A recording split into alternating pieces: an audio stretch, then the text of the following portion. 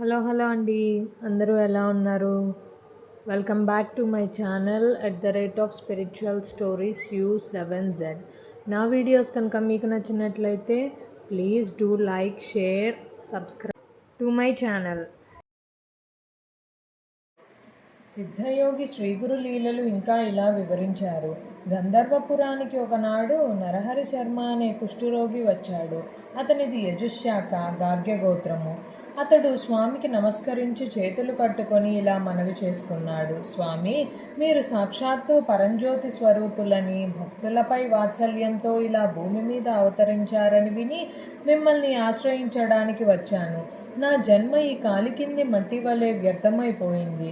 నాకు ఈ కుష్ఠవ్యాధి రావడం వలన ఎవరూ నా ముఖం కూడా చూడకుండా నన్ను తిట్టుకుంటున్నారు. నేను వేదం అభ్యసించినప్పటికీ ఈ వ్యాధి వలన ఎవరూ నన్ను భోజనానికి కూడా పిలవడం లేదు.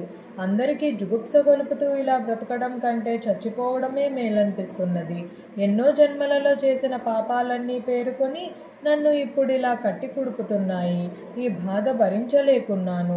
ఈ తెల్ల కుష్ఠరోగం తొలగించుకోవటానికి ఎన్నో వ్రతాలు ఆచరించాను, ఎన్ని తీర్థాలో సేవించాను, దేవతలెందరికో మొక్కాను. కానీ దేని వలన ఈ వ్యాధి కించెత్తైనా తగ్గలేదు.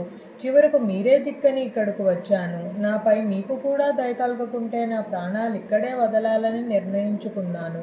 నన్ను ఎలాగైనా ఉద్ధరించండి స్వామి అని ఏడుస్తూ సాష్టాంగ నమస్కారం చేశాడు. శ్రీకరుడు అతనిని కరుణించి లెమ్మని చెప్పి, విప్రుడా, ఇది వరకు ఎన్నో పాపాలు చేశావు కనుకనే నీకు ఈ కుష్ఠవ్యాధి వచ్చింది. అది తొలగిపోవడానికి నీకు ఒక ఉపాయం చెబుతాను. దాని వలన నీవు సిద్ధుడవై దివ్యమైన శరీరాన్ని పొందుతావు అన్నారు. ఇంతలో ఒక వ్యక్తి కొన్ని ఎండుకట్టె పుల్లలు తీసుకొని అటుగా వెళ్తున్నాడు. అందులో ఒక మేడి చెట్టు కొమ్మ కూడా ఉంది. ఆ చెట్టు ఆ ప్రాంతంలోనే 4 సంవత్సరాల క్రిందట ఎండి మోడైపోయింది. ఆ యతీశ్వరుడు వాటిలోని ఒక మేడి కర్రను చూపి నరహరితో, నాయనా, నీకు ఈ మేడి కట్టే ఇప్పిస్తాము. నీవు దానిని తీసుకొని పోయి మా మాట యందు దృఢ విశ్వాసం ఉంచి మేము చెప్పినట్లే చేయి. దానిని సంగమంలోని సంగమేశ్వర ఆలయం వద్ద భీమా నది ఒడ్డున భూమిలో నాటు. నిత్యము స్నానం చేసి ఈ రావి చెట్టుకు ప్రదక్షిణం చేసి 2 చేతులలో 2 కుండల నిండుగా నీరు తెచ్చి 3 పూటలా ఆ ఎండుకట్టెకు పోస్తూ ఉండు. అది ఎప్పుడు చిగురిస్తుందో అప్పుడే నీ పాపం పోయి నీ శరీరం స్వచ్ఛమవుతుంది, వెళ్ళు అని చెప్పారు. నరహరి ఆయన మాటపై సంపూర్ణమైన విశ్వాసం ఉంచి ఆ కట్టెను భక్తితో నెత్తిపైన మోసుకొని పోయి ఆయన చెప్పినట్లే చేయసాగాడు. అతడు నిత్యము దీక్షగా దానికి నీరు పోయడం చూచిన వారంతా నవ్వి, ఓరి వెర్రి బ్రాహ్మణుడా, నీకేమైనా మతిపోయిందా? నీవు ఎన్ని రోజులు ఇలా నీళ్లు పోస్తే మాత్రం ఆ ఎండుకట్టె మళ్ళీ చిగురిస్తుందా? నిజంగా నీ మీద శ్రీగురుడికి దయ కలిగితే ఇదంతా ఎందుకు? అనుకున్నది వెంటనే జరిగిపోదా? నీకు ఈ జన్మలో ఈ రోగం కుదిరే యోగ్యత లేదని సూచించడానికే శ్రీగురుడు నీకు ఇలా చెప్పారు. అటువంటప్పుడు ఈ జబ్బుకు తోడు ఇంత ప్రయాస ఎందుకు అని నిరుత్సాహపరుస్తూ ఉండేవారు. ఇలా వారం రోజులు గడిచిపోయాయి.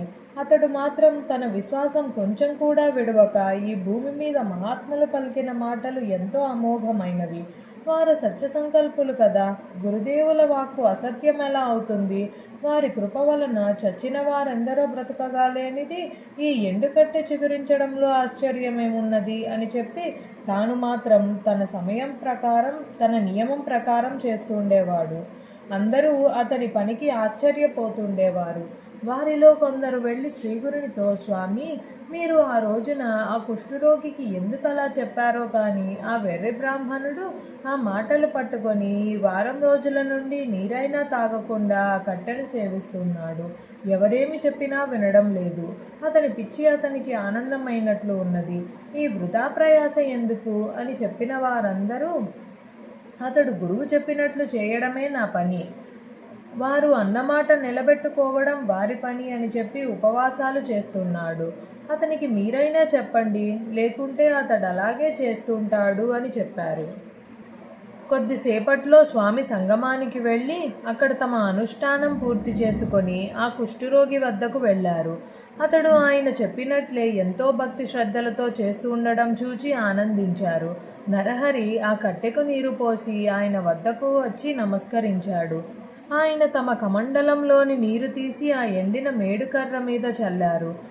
మరుక్షణమే అది చిగురించింది. అనుష్ఠానానికని సంగమానికి వచ్చిన వారంతా ఆశ్చర్యచకితులై చూస్తూ ఉండగానే అది పెరిగి చిన్న మేడి చెట్టయింది. నివ్వెరబోయి దానిని చూస్తున్న నరహరికి కూడా కుష్ఠరోగం అదృశ్యమై అతడి శరీరం బంగారు ఛాయతో మెరిసిపోసాగింది. అతడు ఆనంద బాష్పాలు రాలుస్తూ శ్రీగురుని పాదాలకు భక్తితో నమస్కరించాడు. శరీరం అంతటా రోమాంచితమవుతుంటే పారవస్యంతో శ్రీగురుని ఇలా స్తుతించాడు. శ్రీగురుని ఎలా స్తుతించాడో నెక్స్ట్ వీడియోలో చూసేద్దాం.